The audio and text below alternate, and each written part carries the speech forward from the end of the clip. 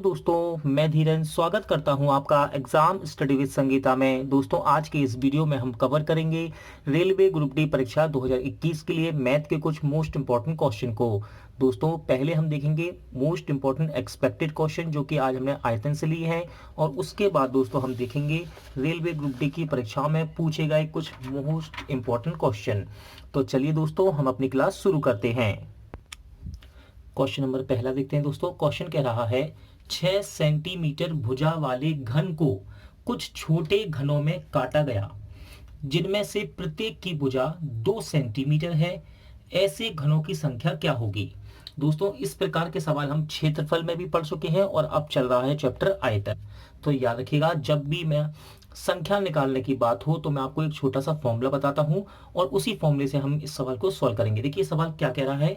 एक घन है दोस्तों, एक बड़ा घन है, मैं इसको रखना बना देता हूं। एक बड़ा घन है जिसकी भुजा कितनी है दोस्तों? 6 सेंटीमीटर। ठीक है, याद रखिएगा घन की सभी भुजाएं बराबर होती हैं। जिसकी 6 सेंटीमीटर। अब इस घन से इसने छोटे छोटे घनों को काटा, और इस छोटे घन की भुजा कितनी बता रहा है? ये छोटे घन की भुजा है दोस्तों कितनी? 2 सेंटीमीटर। और बड़े वाले की कितनी है? बड़े की है 6। आपको निकालने हैं घनों की संख्या। जब भी संख्या निकालने की बात हो तो हम फॉर्मूला लगाते हैं, संख्या बराबर बड़े का आयतन बटे छोटे का आयतन। तो दोस्तों यहाँ बात किसकी हो रही है? घन की। और आपको याद होगा, मैंने आपको कल भी बताया था कि घन का आयतन क्या होता है दोस्तों? ए क्यू। और ए क्या है दोस्तों? भुजा। ए क्या है? घन की भुजा। ए क्या है? घन की भुजा। और घन का आयतन क्या होता है? ए क्यू। तो बड़े का आयतन ए क्यू और छोटे का भी ए क्यू होगा। तो बस यहाँ हम संख्या निकालने की क्या करेंगे? भुजा रख देंगे। तो बड़े की भुजा कितनी है? 6 सेंटीमीटर में दे रखी है। ठीक है, और ए क्यू है यानी कि 6 का क्यू है। इसको हम 3 बार लिख सकते हैं। फिर रखेंगे दोस्तों छोटे का आयतन। छोटे वाले की भुजा कितनी दे रखी है? 2 सेंटीमीटर। तो रख देते हैं, देखिए 2। आयतन क्या होता है? ए क्यू। इसलिए हम इसको 3 बार गुणा कर देंगे। सॉल्व करते हैं, देखिए 2 के पावर से 3 बार, 2 के पावर से 3 बार, और ये 2 के पावर से 3 बार कट जाएगा। गुणा करते हैं, 3 त्रिका 9 और 9 तिया 27। यानी कि कितने घन बनेंगे दोस्तों छोटे? ऐसे कितने घनों की संख्या कितनी आएगी? 27। Option D. अगला क्वेश्चन देख लेते हैं। क्वेश्चन कह रहा है दोस्तों दूसरा, किसी घन की भुजा दुगनी कर देने से इसका आयतन हो जाएगा। दोस्तों ये क्वेश्चन एक्सपेक्टेड में लिया है मैंने और मोस्ट इंपॉर्टेंट क्वेश्चन है आयतन चैप्टर से। तो हमको बताना है कि यदि घन की भुजा को दुगना कर दें तो इसका आयतन क्या होगा। ऑप्शन में है दुगना, 4 गुना, 6 गुना, 8 गुना। तो देखिए दोस्तों, आपके पास एक घन है, ठीक है ना, आपके पास एक घन है जिसकी भुजा आपने कह दी कितनी है? ए। ठीक है ना, जिसकी भुजा क्या है? ए। ये भुजा है दोस्तों। किसी घन की भुजा को दुगना करने पर, अब हम भुजा को कर देते हैं दुगना। लीजिए, हमने भुजा को दुगना कर दिया तो घन भी बड़ा हो जाएगा। भुजा को कितना कर दिया? दुगना, यानी कि 2a। ठीक है दोस्तों, पहली भुजा क्या थी? ए। अब भुजा को कितना कर दिया हमने? दुगना, 2a। कह रहा है इसका आयतन क्या हो जाएगा।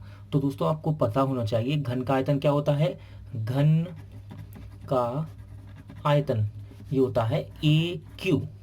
ठीक है ना, घन का आयतन क्या होता है? ए क्यू। तो पहले आयतन कितना था? ए क्यू, और हम यहाँ भुजा रखेंगे ए। अब क्या कह रहा है? इस भुजा को दुगना कर दें तो आयतन कितना होगा? तो नया आयतन निकाल लेते हैं हम। नया आयतन क्या है? ए क्यू आयतन है, और इस ए की जगह ये वाली भुजा में यूज करेंगे, इसको रखेंगे यहाँ पर। तो रख दीजिए 2a का होल क्यू, और ये कितना रहा? ए क्यू। देखिए इसको सॉल्व करते हैं हम।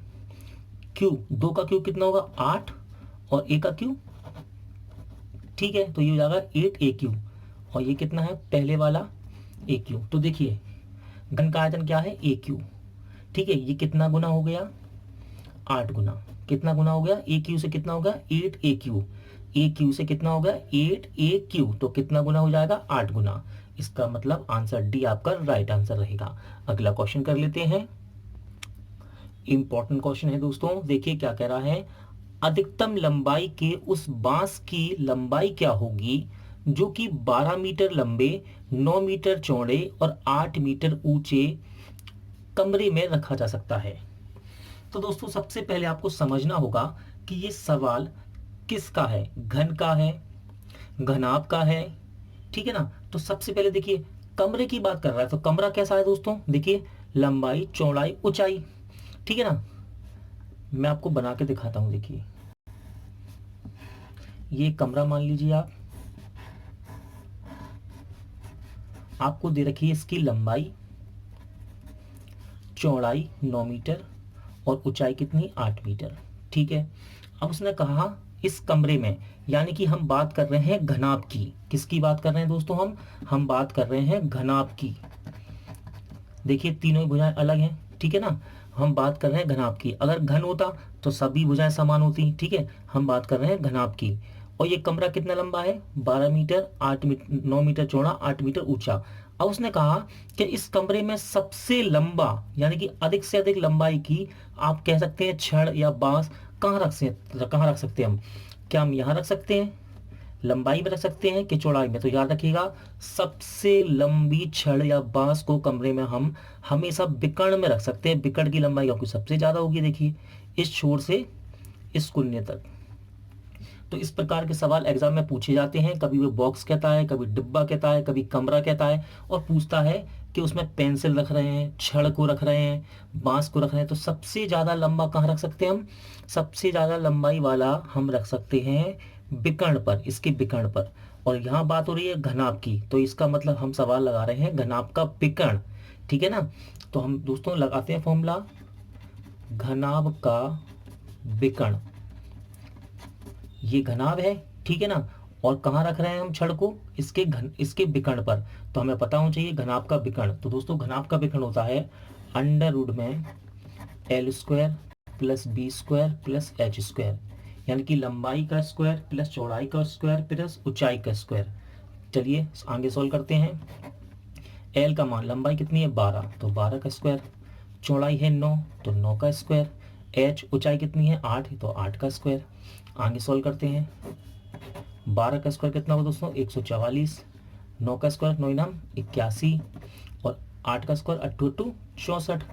इसे जोड़ लेते हैं दोस्तों, देखिए 4 5 9, यानी कि यह आ गया अंडर रूट में 9, 6 4 10, 8 18 से लगी 1 और 2, यानी कि यह आ गया 289।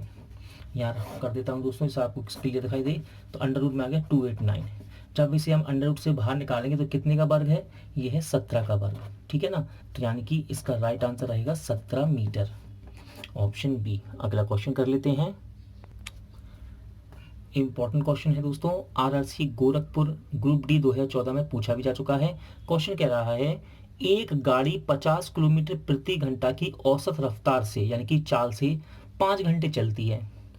पहले 3 घंटे में गाड़ी की औसत रफ्तार कितनी थी 60 किलोमीटर। तो सफर के शेष भाग में गाड़ी की औसत रफ्तार क्या है। इजी क्वेश्चन है दोस्तों, देखिए क्या कह रहा है। पहले वो चलता है 50 की चाल से 5 घंटे, तो कुछ दूरी तय करेगा, तो हम निकालते हैं। देखिए 50 किलोमीटर प्रति घंटा चाल से 5 घंटे में तय दूरी, दोस्तों दूरी बराबर क्या होता है, दूरी बराबर होता है चाल गुणे समय। तो देखिए चाल कितनी है 50 किलोमीटर प्रति घंटा और समय कितना 5 घंटे, यानी कि इसने कितनी दूरी चल ली, इसने चल ली 250 टोटल, ठीक है ना। टोटल दूरी कितनी है 250। अब इसने कहा कि शुरुआती, यानी कि पहले के 3 घंटे में गाड़ी की औसत चाल कितनी थी 60। तो इसका मतलब दोस्तों पहले के 3 घंटे में इसने कितनी दूरी चली, पहले 3 घंटे की दूरी निकाल लेते हैं हम, दूरी बराबर चाल गुणे समय। तो देखिए पहले के 3 घंटे में इसकी चाल कितनी थी 60 किलोमीटर, तो रख देते हैं 60, और समय कितना था 3 घंटे, यानी कि इसने पहले कितनी चली 6 18 180 किलोमीटर। ध्यान से सुनिएगा, टोटल दूरी कितनी है 250 किलोमीटर, जो कि 5 घंटे में तय की गई। और उसने कहा कि पहले 3 घंटे में गाड़ी की औसत रफ्तार 60 थी। तो पहले 3 घंटे में कितनी दूरी चलेगा, दूरी बराबर 4 गुणे समय। 4 कितनी है 60 और समय कितना 3, तो कितना चल लिया 180। अब बचा हुआ कितने घंटे रह गए, 2 घंटे रह गए। तो और शेष दूरी कितनी रह गई, इसको इसमें से अंतर कर देंगे। तो शेष दूरी है दोस्तों आपकी, अंतर करेंगे तो कितना आएगा 70 किलोमीटर दूरी रह गई है। और समय कितना रह गया शेष समय 2 घंटे। तो वह उसने यही तो पूछा, सफर के शेष भाग में गाड़ी की औसत रफ्तार क्या है, तो हमको निकालनी है चाल। तो देखिए चाल बराबर दूरी बटे समय। दूरी कितनी दोस्तों 70 और समय कितना है 2 घंटे, काट देते हैं। यानी कि आंसर कितना आएगा आपका 35 किलोमीटर प्रति घंटा। ऑप्शन बी आपका राइट आंसर रहेगा। अगला क्वेश्चन कर लेते हैं। इंपॉर्टेंट क्वेश्चन है दोस्तों, और क्वेश्चन लिया है मैंने आयु से, जो कि सिकंदराबाद ग्रुप डी 2014 में और रांची ग्रुप डी 2013 में पूछा जा चुका है। इंपॉर्टेंट क्वेश्चन है, देखिए क्वेश्चन क्या कह रहा है। पिता की आयु 10 वर्ष पहले अपने पुत्र की आयु की तिगुनी थी। दोस्तों यहाँ थोड़ा टाइपिंग मिस्टेक है, याद रखिएगा। यहाँ लिखा हुआ है 10 वर्ष पहले, ठीक है ना। सवाल पूरा है कि पिता की आयु 10 वर्ष पहले अपने पुत्र की आयु की 3 गुनी थी। अब से 10 वर्ष बाद पिता की आयु अपने पुत्र की आयु की दुगनी होगी, तो उनकी वर्तमान आयु का अनुपात क्या है। तो दोस्तों सवाल करते हैं हम। देखिए बात कर रहा है पिता की और पुत्र की, और सवाल में कह रहा है 10 वर्ष पहले पिता की आयु पुत्र की आयु का 3 गुना थी। पिता की आयु पुत्र से 3 गुना थी, हमने पुत्र को मान लिया x, तो पिता कितने हो जाएंगे 3x के, ठीक है ना। ये कब की बात हो रही है, ये हो रही है 10 वर्ष पहले या पूर्व कह सकते हैं, ठीक है। तो ये उम्र है दोस्तों, इनकी उम्र का औसत है 10 वर्ष पहले का। तो हम इसको सबसे पहले बनाएंगे प्रेजेंट का, यानी वर्तमान का। सबसे पहले वर्तमान का बनाएंगे, तो दोस्तों 10 साल पहले ये 3x था, तो आज कितना होगा 3x + 10, 10 जोड़ देंगे इसमें, और ये कितना हो जाएगा पुत्र x + 10। तो ये हो गया इनका वर्तमान, इनकी वर्तमान आयु का अनुपात। अब इसने कहा अब से यानी कि वर्तमान से, अब से यानी कि वर्तमान से 10 वर्ष बाद पिता की आयु पुत्र की आयु का दुगना होगी। पिता की आयु पुत्र की आयु का दुगना होगी कब, 10 वर्ष बाद। तो इस उम्र को हम बना लेंगे 10 वर्ष बाद, कह रहे ना अब से यानी कि वर्तमान से। तो 10 इसमें जोड़ते हैं, 10 जोड़ दिया और 10 इसमें जोड़ेंगे, तो ये हो गई इनकी 10 वर्ष बाद की आयु का अनुपात, ठीक है ना। क्या कह रहा है, हो क्या रहा है इसमें, अब से यानी कि वर्तमान से 10 वर्ष बाद, तो 10 इसमें जोड़ा 10 हमने इसमें जोड़ा। पिता की आयु पुत्र से दुगनी होगी। तो दोस्तों याद रखिएगा ये तो दुगनी होगी, लेकिन इसे बराबर करने के लिए हम हमेशा अपोजिट वाले को दुगना करते हैं। तो हम अपोजिट वाले को दुगना कर लेते हैं। देखिए बराबर करेंगे तो इसे दुगना करेंगे हम, किसे, पुत्र को, ठीक है ना। ये तो दुगने हैं ही, लेकिन बराबर करने के लिए हम पुत्र को दुगना करेंगे। अब इसे सॉल्व कर लेते हैं। देखिए 3x + 20 बराबर, गुणा करेंगे x में तो ये जाएगा 2x, और 2 का गुणा 20 में करेंगे तो ये जाएगा 40। अब दोस्तों x वाली संख्या एक तरफ और बाकी बचा हुआ हम यहाँ ले आएंगे। देखिए 2x को जब यहाँ लेके जाएंगे बराबर के, तो माइनस का हो जाएगा, तो इसमें से घट जाएगा, ये हो जाएगा x। और 20 को जब यहाँ लेके जाएंगे बराबर के, तो ये माइनस का हो जाएगा, तो 40 में से घट जाएगा, कितना आएगा 20। यानी कि x की वैल्यू कितनी निकल कर आ गई आपके पास 20। अब उसने कहा है उनकी वर्तमान आयु का अनुपात क्या है। तो दोस्तों ये है वर्तमान आयु, ठीक है ना। तो हम निकालते हैं अनुपात। देखिए इस x का मान यहाँ रखिए, चलो मैं यहाँ आपको अलग से करके दिखा देता हूँ।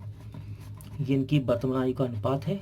x का मान यहाँ रखेंगे 20 + 10, और x का मान यहाँ रखेंगे कितना 20 + 10। तो देखिए 20 दिया 60 और 10 कितना हो गया 70, और ये हो गया 30।